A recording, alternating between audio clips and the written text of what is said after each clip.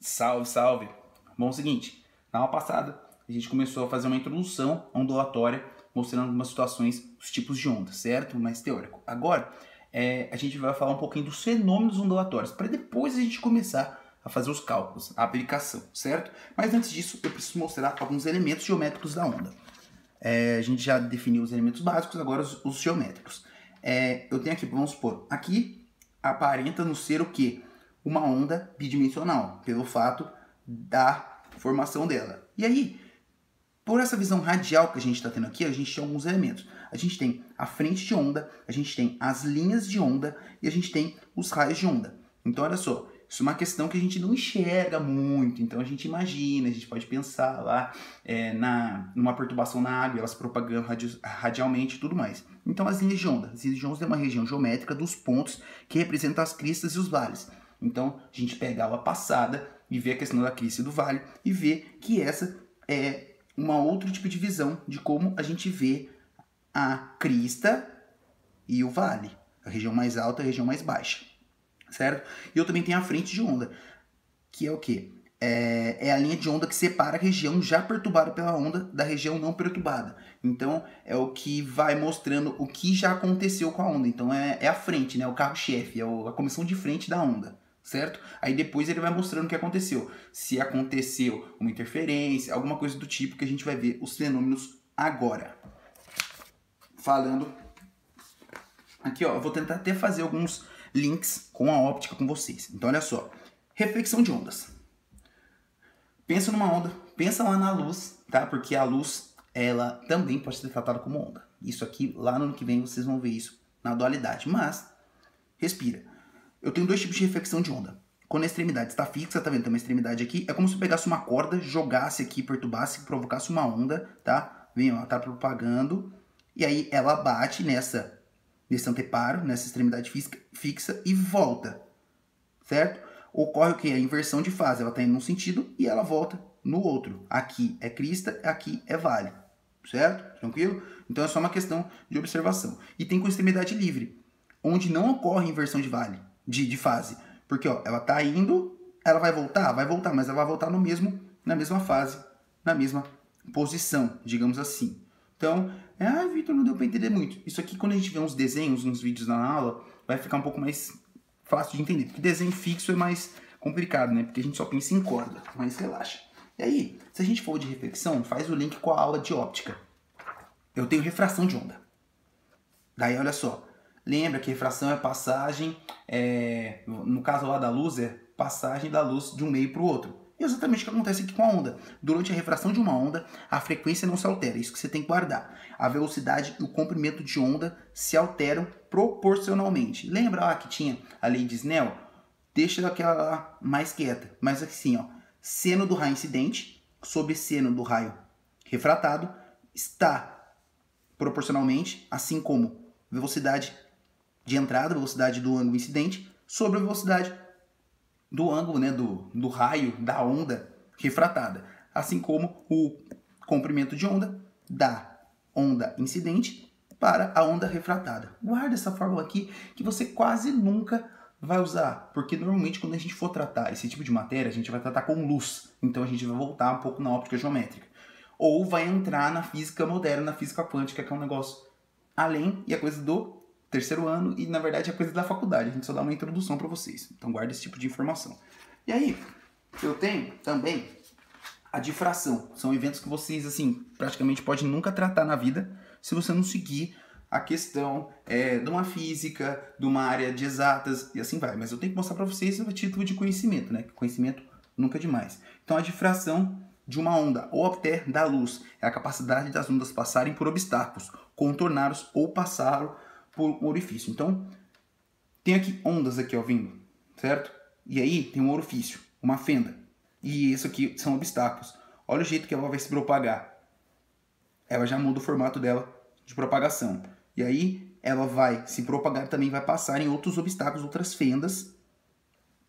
E vai começar a rolar as interferências, que a gente já vai tratar sobre isso. Por isso que eu fiz tudo bagunçado aqui, porque você vai ver o que vai acontecer daqui a pouco. Então, questão de teoria, difração é a capacidade das ondas passarem por obstáculos, contorná-los ou passar por um orifício, certo?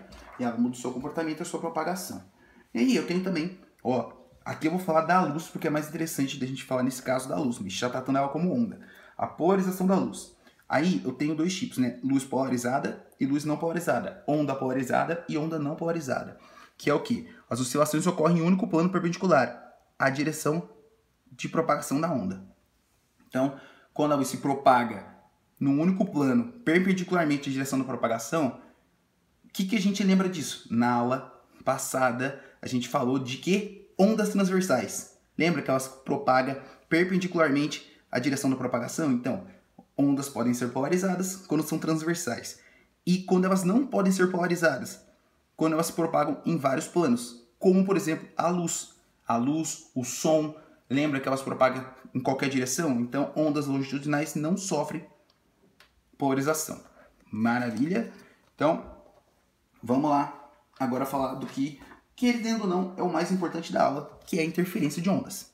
Aí como que a gente trata a interferência de ondas? Duas ou mais ondas se propagam em um único meio. Elas se encontram e se sobrepõem. Elas se encontram. Ó, tá vendo? Pensa em duas ondas do mar em sentidos opostos. Coisa que não acontece, né? Porque a onda vem sempre no mesmo momento. Mas pensa a gente indo de encontro a uma onda. Tem a velocidade de uma com a velocidade da outra. Amplitude de uma, amplitude de outra. Elas se encontram. No caso de ondas unidimensionais, que é mais fácil da gente tratar, como cordas, elas vão se encontrar. Quando elas se encontram e elas se sobrepõem, aumentando a sua amplitude, isso é chamado de interferência construtiva. Quer dizer que a amplitude de uma se soma com a amplitude de outra. Tá vendo que elas se juntaram e se aumentaram? Então, guarda esse tipo de situação. Então, se a gente falar das amplitudes, é só a gente fazer uma soma algébrica disso aí. Aí eu tenho a interferência construtiva, destrutiva, perdão. E aí, a interferência destrutiva, olha só, tá vendo? Que elas têm diferença de fase e elas vão se encontrar, e quando elas se encontram, elas se diminuem, elas se destroem, exatamente, elas se diminuem, a amplitude delas diminui. Então, por que a gente coloca o módulo aqui? Porque a gente pode considerar isso aqui como positivo e esse aqui como negativo. Então, questão de sentido. Então, a gente põe o módulo aqui para não influenciar o sentido de propagação delas. Então, é a diferença entre elas. E aí, uma observação muito grande. Depois da interferência, ou superposição, que a gente pode falar, as ondas continuarão se propagando normalmente com as mesmas direções e amplitudes que tinham antes. Então, olha só, elas vão se encontrar aqui destrutivamente, diminuiu. Elas vão continuar com o mesmo caminho. Então, essa aqui vai voltar com a mesma amplitude que ela, já passou para o outro lado, e essa aqui depois do encontro também volta com a mesma amplitude do outro lado. Continua bonitinho. Então, isso aí também é questão, se tiver um videozinho e tal, é mais interessante a gente mostrar isso para vocês, certo? Nas ondas unidimensionais é mais interessante de eu mostrar do que, por exemplo, das bi e das tridimensionais. Mas a gente mostra. Olha só, o que a gente pode tratar aqui? Aqui eu tenho duas ondas, aqui no caso, como a gente está num plano, bidimensionais. Então elas estão se encontrando. Aí, o que é? Ó, são esse F1 e esse F2 é uma fonte de onda 1, fonte de onda 2. Aí eu tenho um ponto em comum entre elas. Tá vendo que tem as distâncias entre elas? Aí, quando há concordância de fase, que elas são na mesma fase, esse N, tá? Quando essa razão aqui entre essa distância, entre esse ponto comum, vamos supor que ela está se propagando, ela vai se encontrar aqui, sobre metade do comprimento de onda, que é o quê? É o tamanho de uma crista ou de um vale.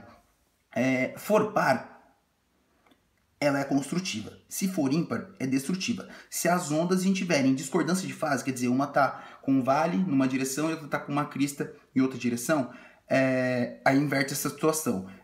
E essa razão aqui, quando for par, é destrutiva, e quando for ímpar, é construtiva.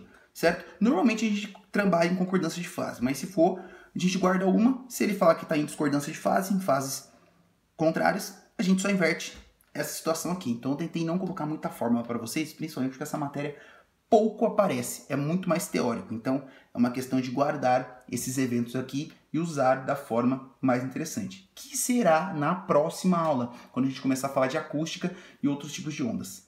Certo? Então por hoje é só, vamos guardar mais essa aula de teoria, quase não vai ter conta, então a gente discute na aula de amanhã, certo? Beijo meus lindos, é nóis!